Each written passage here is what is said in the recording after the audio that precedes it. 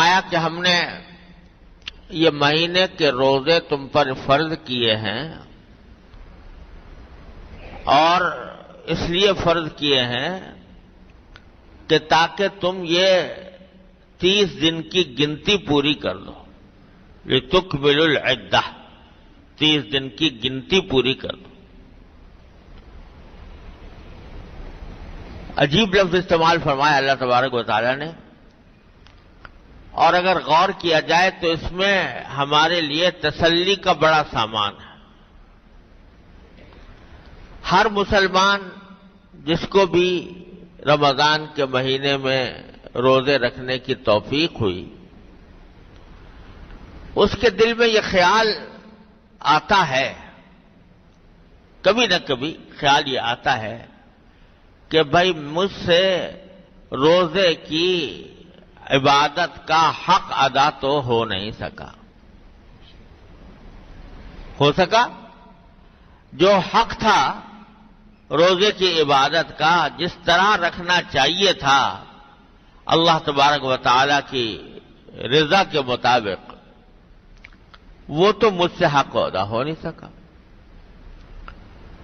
تو کیا میں روزے کے جو فضائل بیان فرمائے ہیں قرآن و حدیث میں، کیا میں ان سے محروم رہوں گا؟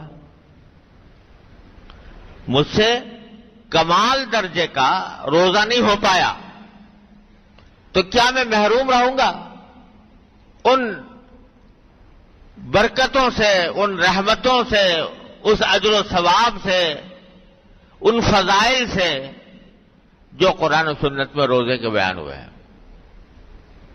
یہ ہوا ہے بیان کہ جو روزے رکھ لے گا پچھلے گناہ معاف ہو گئے، اور روزے دار کے لیے جنت میں خاص دروازہ ہے۔ روزے دار کے لیے باب الریان اس کا نام ہے، باب الریان۔ باب الریان کے معنی سیراب ہونے والے کا دروازہ۔ یہ میری خاطر پیاسا رہا تھا، میری خاطر اس نے پیاس برداشت کی تھی، آج اس کے لیے دروازہ وہ مقرر کیا گیا ہے جس کا نام ہی سیرابی کا دروازہ ہے۔ تو یہ اتنی عظیم فضیلت، اور یہ کہ روزہ میرا ہے اور میں ہی اس کا بدلہ دوں گا۔ یعنی اور چیزوں کے کچھ ثواب بیان کر دیے ہیں کہ اس کے لیے ثواب ملے گا، اس کے لیے گھر تعمیر ہو جائے گا، اس کے لیے یہ ہوگا، جنت میں یہ ہوگا وہ ہوگا، لیکن روزے نے یہ فرمایا کہ یہ میرے لیے ہے، میں ہی بدلہ دوں گا۔ کیا مانا؟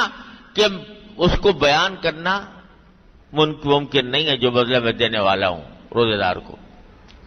تو یہ کوئی معمولی بات ہے؟ یہ سارے کے سارے اجر و ثواب، یہ فضیلتیں، یہ نعمتیں، یہ برکتیں، یہ رحمتیں جو روزے دار کے لیے اللہ تعالی نے رکھی ہیں، کبھی کبھی ہمارے دلوں میں خیال آتا ہے کہ ہم سے تو روزہ بن پڑا نہیں صحیح معنی میں، تو کیا ہم ان سے محروم رہیں گے؟ تو دیکھو قرآن کیا کہتا ہے جواب میں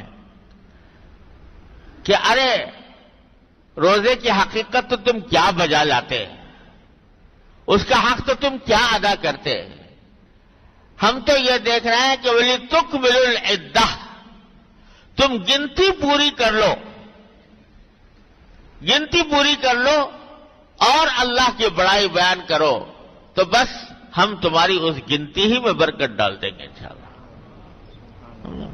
لِتُكْمِلُوا الْعِدَّةَ، 30 دن تم سے کہے ہیں، 30 دن پورے کر لو، جیسے تیسے بن پڑے، جیسے تیسے بن پڑے، جس طرح بھی تم نے بہرحال میرے حکم کا لحاظ تو کیا، میرے حکم کو مانا تو صحیح، میرے حکم کی خاطر کھانا پینا چھوڑا تو صحیح، اور جو میں نے حکم دیا تھا اس کے مطابق کر لیا۔ ٹھیک ہے، تم عاجز ہو، کمزور ہو، اور تم سے وہ اعلیٰ درجے کی عبادت نہیں بن پڑی جو بننی چاہیے تھی، لیکن میں تمہاری کمزوری کو دیکھوں یا اپنی رحمت کو دیکھوں؟ میں تمہاری کمزوری کو دیکھوں یا اپنی رحمت کو دیکھوں؟ تو میری رحمت کا تقاضا تو یہی ہے کہ جب تم نے گنتی پوری کر لی تو بس میرے نزدیک تم آ گئے، قریب آ گئے، تو اس واسطے تمہیں انشاءاللہ اجر دوں گا، اور ایسا اجر دوں گا جس کا حدیث میں بیان آیا ہے کہ یہ جو آج رات آنے والی ہے، عید والی رات، اس کو لیلۃ الجائزہ قرار دیا۔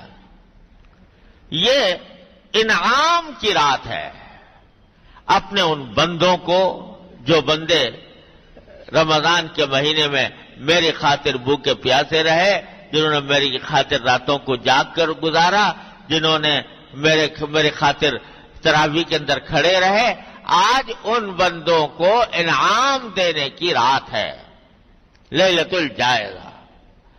اس میں اللہ تبارک و تعالیٰ اپنے فضل و کرم سے ہم جیسے کمزوروں کو بھی نوازتے۔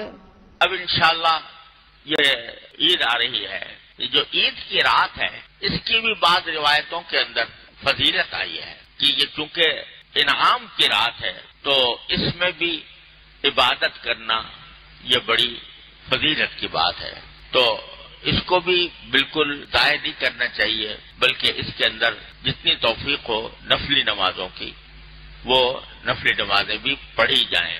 بعض حضرات تو کہتے ہیں کہ بھئی یہ رات بھی اسی طرح جاگ کر گزارے جیسا کہ شب قدر کو جاگ کر گزارا جاتا ہے، اور بعض علماء کرام نے فرمایا کہ پوری رات جاگنے کی ضرورت نہیں ہے، لیکن کچھ تھوڑا وقت جو ہے وہ عبادت کے اندر بھی ضرور لگا لیں اس رات کے اندر، کیونکہ انعام کی رات ہے اللہ تعالیٰ کی طرف، تو اس انعام لے لو اللہ تعالیٰ سے، نفلیں پڑھ کر دعائیں کر کے انعام لے لو۔